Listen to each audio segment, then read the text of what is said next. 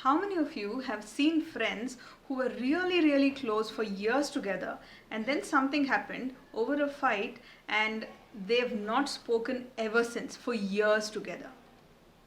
It happens, right? And the same thing happens with many families as well. Many people won't even talk for like days, even months, or probably even years. I have seen many of them. Why does this happen?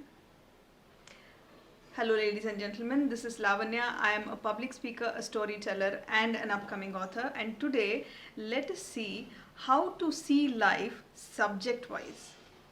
This is a very, very dear topic to me because I have been undergoing this for a very long time. So, usually, what happens when a kid goes to a school, the normal number of subjects would be 6 or 7, right? At the smaller classes.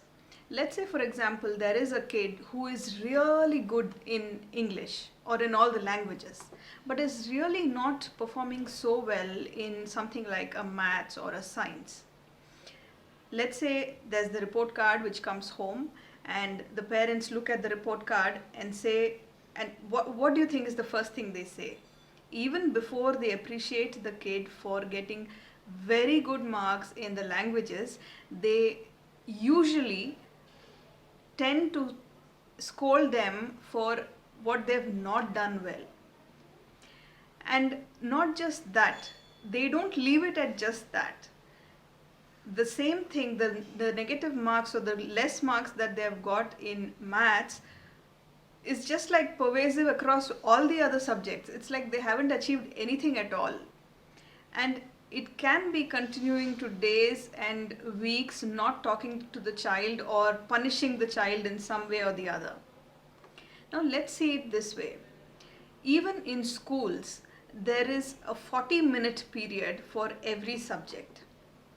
This period may be maths, which probably I'm very bad at, and the next period may be English or any language which I love and I perform to my fullest with all the enthusiasm.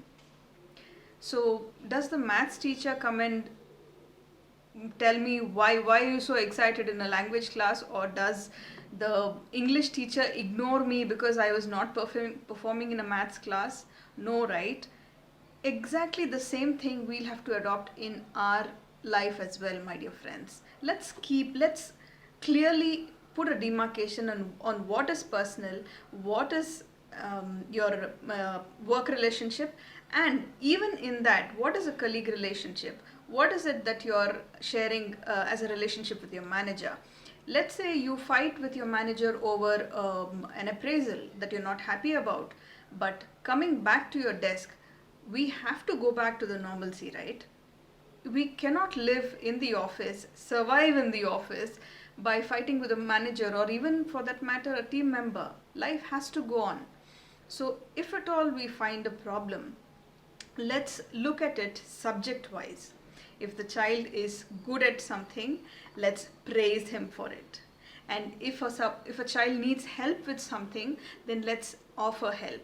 Let's not judge a person based on just one aspect of life.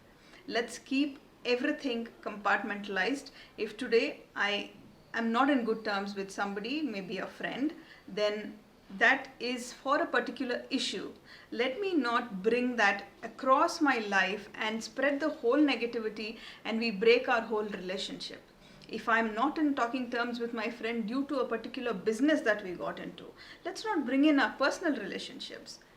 If we have so many people who are couples and who are in the same business or even in the same teams in offices, right? What happens if they fight over a subject in the office and then even while going home they keep fighting? It shouldn't ideally be working that way. So leave office at office, and when you're going back home, just forget that and get back to your normalcy, your friendship, your spouse relationship. And that is how we compartmentalize and make things simpler. Let's understand nobody is perfect. Perfection is a myth.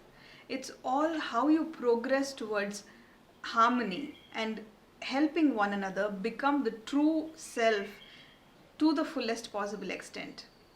Thank you so much. I hope you got something out of this video today. If you did, please do not forget to comment here, and also do stay tuned in for my upcoming interview with Amol Karale, India's first transformation version 2 mentor, and that will be on the 26th of April 2020 evening at 6 p.m. on my Facebook. Thank you so much for watching. You have a great day.